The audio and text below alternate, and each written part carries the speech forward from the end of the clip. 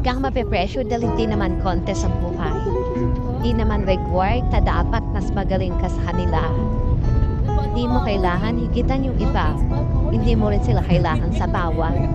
Focus ka lang sa buhay mo dahil hindi mo naman kalaban lahat ng tao. Kalaban mo ay ang sarili mo. Kaya kailangan higitan mo yung mga nagawa mo. Mas mag-i-improve ka kung gagawin mo yan. Kaya kumanta ka lang. Relax lang. Pisina na yun eh. Ano ko? Kondo siya. Ano yung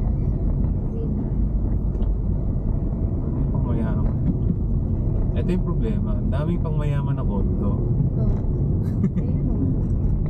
Walang nabili. Kasi overstock.